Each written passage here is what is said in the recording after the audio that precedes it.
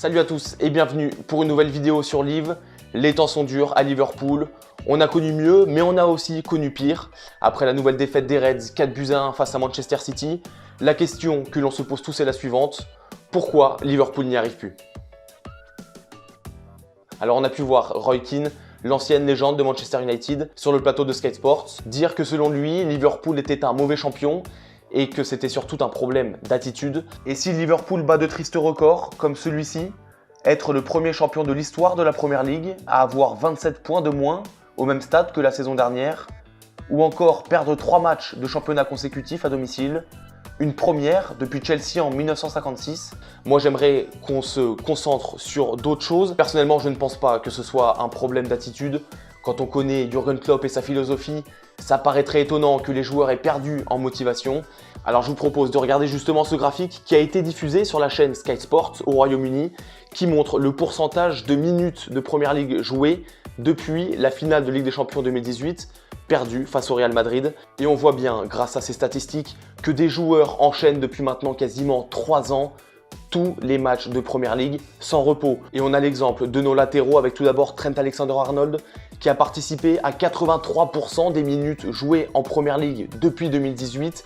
Andy Robertson, c'est 94%, un chiffre hallucinant qui montre bien que nos latéraux ont très peu de repos. Virgil van Dijk, 81%, malgré sa blessure en début de saison. Imaginez s'il ne s'était pas blessé, il serait très certainement, comme Andy Robertson, au-delà des 90%. Au milieu de terrain, Wijnaldum a énormément enchaîné, 85% des minutes jouées devant Jordan Henderson qui a également été blessé. Et en attaque, Mohamed Salah, Firmino, Sadio Mané, avec Mohamed Salah qui a joué 89% des minutes de Premier League. C'est absolument hallucinant et ça nous permet également de comprendre que presque 3 ans après cette finale de 2018, la majorité de nos joueurs ont énormément enchaîné et donc la fatigue s'installe et pourrait expliquer que notre équipe actuelle arrive en fin de cycle. Alors j'aimerais, à partir de ces statistiques, que l'on se concentre principalement sur nos deux latéraux, Trent Alexander-Arnold et Andy Robertson, qui jouent la quasi-totalité des matchs de Liverpool et dont l'impact sur le jeu de Liverpool est absolument énorme. Car oui, on va le voir, lorsque Trent et Robertson sont un petit peu en dedans et réalisent de moins bonnes performances, alors Liverpool n'arrive plus à gagner. Et c'est ce que j'écrivais dans le compte-rendu du match Liverpool-City. Quand nos latéraux n'y arrivent pas, notre équipe tout entière n'y arrive pas, car ça se voit sur les résultats. Regardez, un nouvel exemple. Andy Robertson se classe 2e, juste derrière le Citizen Rodrigo, avec 1703 passes depuis le début de la saison. Il devance Jordan Henderson, notre autre joueur de Liverpool, qui lui a 1701 passes. Deux joueurs très influents sur le jeu de Liverpool, le côté gauche où passe énormément de ballons. Et cela m'amène à ces statistiques qui nous montrent justement le nombre de ballons touchés depuis le début de la saison en Premier League. Et c'est Robertson, encore une fois, qui se classe premier avec 2324 ballons touchés. Il devance Luke Ayling, le joueur de Leeds, et évidemment notre autre latéral, droit cette fois-ci, Trent Alexander-Arnold. Cela peut paraître logique, mais c'est un vrai révélateur. Nos joueurs qui touchent le plus de ballons ont énormément d'influence sur nos résultats, et Robertson et Trent Alexander-Arnold, dont les performances sont en dents de scie en ce moment, influent énormément sur les résultats de Liverpool. Et d'ailleurs, on l'a bien vu, nos deux derniers succès en Premier League, face à Tottenham 3-1 et face à West Ham 3-1, nos deux latéraux étaient en super forme.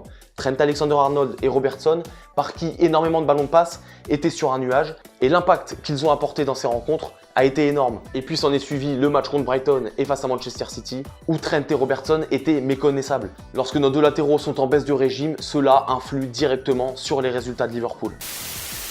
Son remplaçant à Trent Alexander-Arnold, c'est Neco Williams, qui a très peu joué cette saison, seulement 2 matchs, un en Cup face à Aston Villa et un autre face à Wolverhampton en début de saison, lors de la large victoire de Liverpool 4-0. Et Robertson, comme on l'a vu, qui joue encore plus que Trent Alexander-Arnold. Son remplaçant Tsimikas a joué des bouts de match contre l'Atalanta, 60 minutes quand on a perdu 2-0, et 1 heure de jeu encore contre Midtjylland en Ligue des Champions lorsque Liverpool a fait un partout.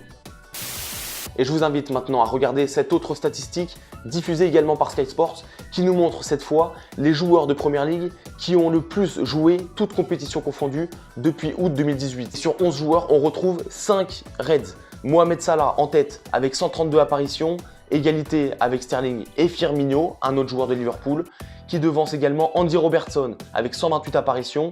Et puis un petit peu plus loin, Sadio Mané et Jorginho Wijnaldum. Et quand on voit à quel point Liverpool a du mal à marquer ces derniers temps, que notre trio d'attaque se montre moins réaliste qu'avant, On peut également l'expliquer grâce à ses statistiques. Salah, Firmino et Mané enchaînent énormément de matchs sans repos. Et on le voit d'ailleurs bien, nos quelques joueurs offensifs qui restent sur le banc, Xherdan Shaqiri, Divock Origi, Oxlade-Chamberlain, n'ont pas les jambes suffisantes quand ils entrent en jeu, ils n'ont pas le rythme et cela se voit également sur les résultats de Liverpool parce que quand notre trio offensif est en manque de réalisme, malheureusement on ne peut pas compter sur nos remplaçants qui manquent de temps de jeu tout simplement. En plus de ça, évidemment, il y a la blessure de Virgil van Dijk en début de saison, lui qui est arrivé à nous sauver parfois de certains matchs fermés grâce à une tête sur corner.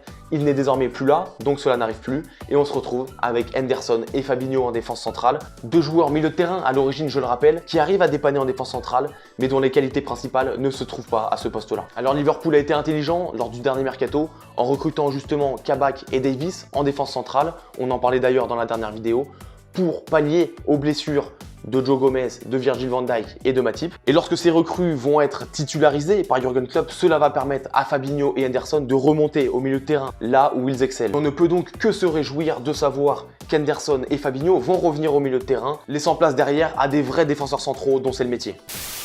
Alors bien évidemment, on a tous vu le même match face à Manchester City. Alisson, notre gardien, a été auteur de deux grosses boulettes qui ont été fatales à Liverpool. Et on a pu voir sur la page dans les commentaires certains fans critiquer violemment Alisson. Et c'est vrai que c'est quelque chose que je ne peux pas comprendre en tant que supporter de Liverpool, tout comme plein d'autres d'ailleurs. Je pensais qu'il était inutile de rappeler à quel point Alisson a joué un rôle prépondérant dans les derniers titres de Liverpool. Mais apparemment il faut le faire. Rappelez-vous simplement le match face à Naples en Ligue des Champions. Dernière rencontre des poules, Alisson qui à la dernière seconde nous sauve devant Milik et qui nous permettra quelques semaines après de remporter notre 6e Ligue des Champions. C'est un exemple parmi plein d'autres, mais n'oubliez pas les difficultés que Liverpool a pu rencontrer avec dans ses cages Mignolet qui par ailleurs a été aussi excellent lors de certains matchs, et puis après Loris Karius. Arrivé en juillet 2018 à Liverpool, Alisson nous apporte depuis désormais presque 3 ans une sérénité inégalable dans l'arrière-garde de Liverpool et il a été le grand artisan de tous nos derniers titres. Alors quand un joueur est un petit peu dans le dur, je crois qu'il est important de le soutenir, d'être derrière lui au lieu de l'insulter sur les réseaux sociaux. Alisson est un très grand gardien et il reviendra encore plus fort. La saison de Liverpool est loin d'être terminée et si le championnat paraît maintenant quasi inatteignable, il nous reste un parcours en Ligue des Champions et une place dans le top 4 à assurer pour la fin de la saison. Le prochain match de nos Reds en championnat est samedi face à Leicester, 3e du classement avec 3 points d'avance sur nous. Un adversaire qui étonnamment nous réussit car sur les 7 dernières confrontations, il ne nous a jamais battus. 6 victoires pour Liverpool et un match nul. Et 3 jours après le match contre les Foxes, ce sera le retour de la Ligue des Champions pour Liverpool le mardi 16 février. Un match aller face au RB Leipzig qui se déroulera en Hongrie, à Budapest, à cause du Covid. Et on attend bien évidemment un déclic de nos Reds face à l'équipe de Nagelsmann, 2e de Bundesliga, qui réalise cette saison encore de magnifiques performances. Et c'est la rumeur de ces derniers jours, le Brésilien Rafinha, ancien Rennais, arrivé à Leeds cet été pour 23 millions d'euros, serait la future priorité de Jürgen Klopp pour le mercato estival. En effet, le joueur de 24 ans qui réalise de très belles performances avec Leeds serait dans le viseur des dirigeants de Liverpool. Alors évidemment, on en reste pour l'heure au stade de la rumeur concernant Rafinha, mais une chose est sûre, ses futures performances avec Leeds seront suivies de très près par tous les supporters de Liverpool. Et puis enfin, c'est l'annonce émouvante du jour. Jean-Michel Aulas, le président de l'OL, hier, sur les antennes d'Eurosport, a annoncé qu'un trophée Gérard Rouillet allait voir le jour prochainement. Il s'agira d'un match opposant Liverpool à son club de l'Olympique Lyonnais, en l'honneur de leur ancien coach, Gérard Rouillet. Voilà donc tout ce qu'il fallait savoir concernant l'actu de notre club de cœur Liverpool. Si vous avez aimé le contenu, n'hésitez pas à vous abonner à la chaîne. Et moi je vous dis à très bientôt pour une nouvelle vidéo.